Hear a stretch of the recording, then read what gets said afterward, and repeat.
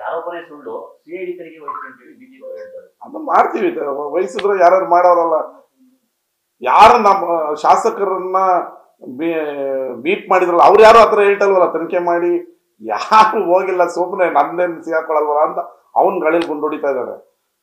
ಹೊಡೆದಿರೋರು, bat ಬೀಸಿರೋರು, check ಮೆಟ್ ಇಟ್ಟಿರೋರು ಯಾರು ತನಿಖೆಗೆ ಇಡಿ ಅಂತ ಹೇಳಲಿಲ್ವಲ್ಲ, ಅವ್ರ ಬಾಯಿಂದ ಬಂದಿಲ್ಲಲ್ಲ ಇದು.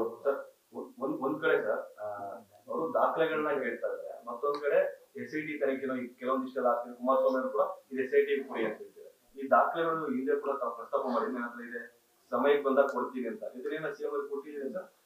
ತನಿಖೆ ಆಗ್ಬೇಕು. ನಮ್ಮ ಹತ್ರ ದಾಖಲೆ ಇದೆ, ಅದು ಯಾವಾಗ ಬೇಕೋ ಆಗ ಸೂಕ್ತವಾದ ಸಂದರ್ಭದಲ್ಲಿ ಅದನ್ನ ಮೀಡಿಯಾ ಫಸ್ಟ್ ನಿಮ್ಮನ್ನೇ ಕರೆದು ಇದೇ ಮಂಡ್ಯದಲ್ಲಿ ಇಲ್ಲೇ ಇದೇ ಮನೆಯಲ್ಲೇ ನಿಮ್ಮ ಮುಂದೆನೆ ಬಿಡುಗಡೆ ಮಾಡ್ತೀವಿ. ನಮ್ಮ ಹತ್ರ ದಾಖಲೆ ಇದೆ. ಏನೇನಿದೆ ಅಂದ್ರೆ ಬಿಟ್ಟಂಗಲ್ವಾ, ಎಲ್ಲ ಇದೆ. Audio, video, CD, pen drive, cassette, VCR, VCD ಎಲ್ಲ ಇದೆ. ನಾವು ಪೆನ್ ಡ್ರೈವ್ ತೋರಿಸಿಲ್ಲ, ತೋರಿಸಿರೋರು ರಿವೀಲ್ ಮಾಡಿಲ್ಲ. ನಾವು ತೋರಿಸಿದ್ರೆ 100% ಪಿಕ್ಚರ್ ಬಿಡ್ತೀವಿ. ಅತಿ ಶೀಘ್ರದಲ್ಲೇ ಬರ್ತಾ ಇದೆ, ಶೀಘ್ರದಲ್ಲೇ ಮುಹೂರ್ತ ಬರ್ತಾ ಇದೆ. ನೀವು ಕೇಳ್ತಾರ DVD, CD, VCR, VCP ಗೊತ್ತಲ್ಲ, ಇದು VCR, VCP ಎಲ್ಲ ಪೆನ್ ಡ್ರೈವ್. ಈಗ ಅದಕ್ಕಿಂತ ಅಪ್ಗ್ರೇಡ್ ಆಗಿದೆ ಕ್ಲೌಡ್ ಇಂದ ಬರೀ ಪಾಸ್ವರ್ಡ್ ಹೊಡೆದ್ರೆ ನಿಮ್ ಟಿವಿಲಿ ಬಂದ್ಬಿಡುತ್ತೆ.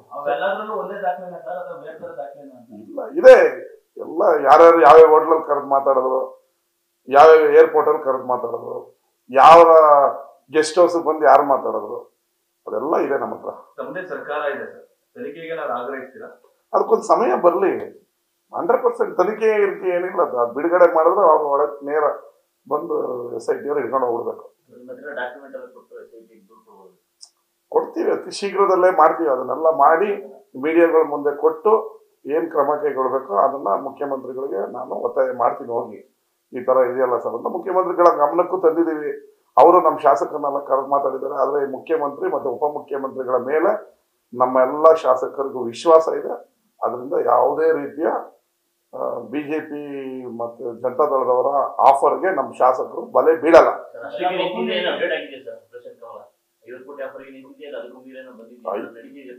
ಇತ್ತೀಚಿನ 100ಕ್ಕೆ ಬಂದಿದ್ದಾರೆ ಅವರು. 50ಕ್ಕೆ ಬೀಳ್ತಾ ಇಲ್ಲ ಅಂತ ಗೊತ್ತಾಗಿ 100ಕ್ಕೆ ಬಂದಿದ್ದಾರೆ. ನಾನು ಕಳೆದ ಸ್ವಲ್ಪ ದಿನ ಮುಂಚೆನೆ ಹೇಳಿದೆ 100ಕ್ಕೆ ಬಂದಿದ್ದಾರೆ. ಈಗ ಅವ್ರಿಗೇನಂದ್ರೆ ಶತಾಯತ 50-100 ಲೆಕ್ಕ ಇಲ್ಲ, ಸರ್ಕಾರ ಮಾಡ್ಬಿಡ್ಬೇಕು ಅನ್ನೋದು ಅವರ ಭಾವನೆ. ಇದು ಯಾವುದಕ್ಕೂ ನಮ್ಮ ಶಾಸಕರು ಬೀಳಲ್ಲ. ಸರ್, ಒಂದ್ ಕಡೆ ಸ್ವತಃ ಮನೆ ಸಿದ್ದರಾಮಯ್ಯ ಅವರು ಹೇಳಿರುವಂತದ್ದು 50 ಕೋಟಿ ಆಫರ್ ಮಾಡಿದ್ರು ಅಂತ.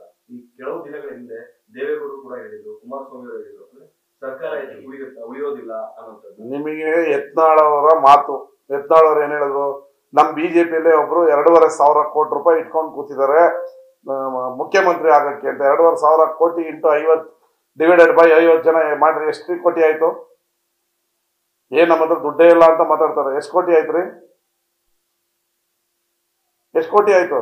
2,500 ಕೋಟಿ ಮುಖ್ಯಮಂತ್ರಿ ಸ್ಥಾನಕ್ಕೆ ಇಟ್ಕೊಂಡು ಕೂತಿದ್ದಾರೆ ಒಬ್ರು ಅಂತ ಹೇಳಿದ್ರೆ, ಯಾಕೆ ನೀವು ಯತ್ನಾಳ್ನ ತನಿಖೆ ಮಾಡ್ತಾರಲ್ಲ? ಯಾರು 2,500 ಕೋಟಿ ಇಟ್ಕೊಂಡಿದ್ರೆ? ಎಲ್ಲಿ ಇಟ್ಟಿದ್ರೆ? ಕ್ಯಾಶ್ ಅಲ್ಲಿ ಇಟ್ಟಿದಾರ? ಡಾಲರ್ ಅಲ್ಲಿ ಇಟ್ಟಿದಾರ? ದಿರಮ್ಸ್ ಅಲ್ಲಿ ಇಟ್ಟಿದಾರ? ಯಾಕೆ ತನಿಖೆ ಮಾಡ್ತಾ ಇಲ್ಲ?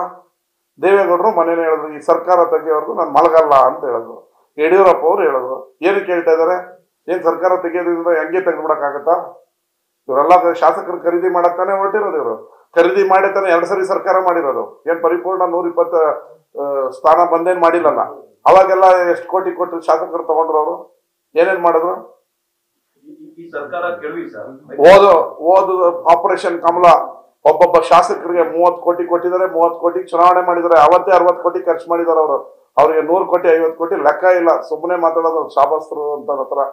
ಅವ್ರು ಏನ್ರಿ ಹೇಳೋದು? ಯತ್ನಾಳ್ 2,500 ಕೋಟಿ ರೂಪಾಯಿ ರೆಡಿ ಇದೆ ನಮ್ ಬಿಜೆಪಿಯಲ್ಲಿ, ಮುಖ್ಯಮಂತ್ರಿಗಳು ಆಗಕ್ಕೆ ಕಾಯ್ಕೊಂಡು ಕೂತಿದ್ರೆ 2,500 ಕೋಟಿ ಡಿವೈಡೆಡ್ ಬೈ 50 ಜನ ಮಾಡ್ರಿ, ಎಷ್ಟ್ರಿ ಆಯ್ತು? ನನಗೆ ಸ್ವಲ್ಪ ಗಣಿತ ಗೊತ್ತಿಲ್ಲ, ಲೆಕ್ಕ ಹೇಳ್ರಿ ನೀವೇನು. ಇಲ್ಲ ಯತ್ನಾಳ್ ಅವ್ರು ಕೇಳ್ರಿ, ಒಬ್ಬೊಬ್ರಿಗೆ ಎಷ್ಟು ಕೊಡಕ್ಕೆ ಇಟ್ಟಿದ್ದಾರೆ ಸರ್ ಅಂತ. ನ್ಯೂಸ್ ಫಸ್ಟ್ ನಿರ್ಭೀತಿಯಿಂದ ನಿಮ್ಮ ಪರವಾಗಿ.